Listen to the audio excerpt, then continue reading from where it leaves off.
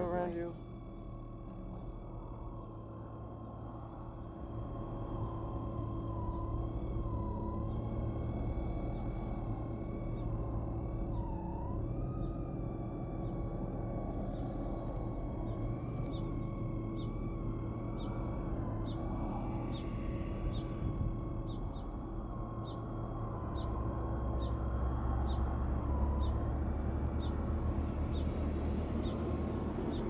Right there between those two cars you can see what I'm guessing is going to be the shop where you're going to buy your tickets for Mountain Monster. Right at the base of the tower. Looking almost done.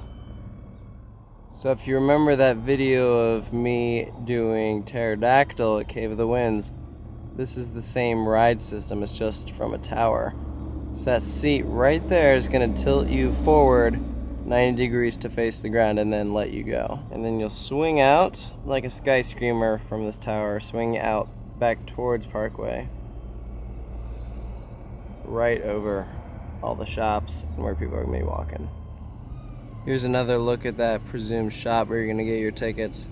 In the gondola, you can see how close it is right there to the entrance.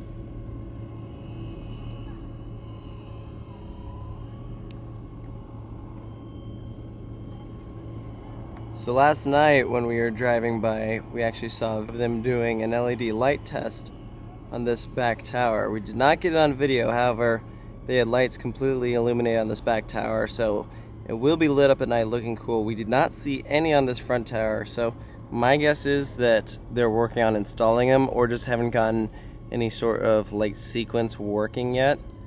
I'd be surprised if they only had the lights on the back tower. I imagine that they'll have them on both sides.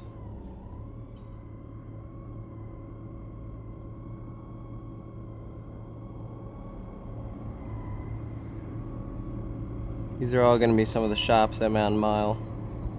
As you can see, it looks like they still got a lot of work to do.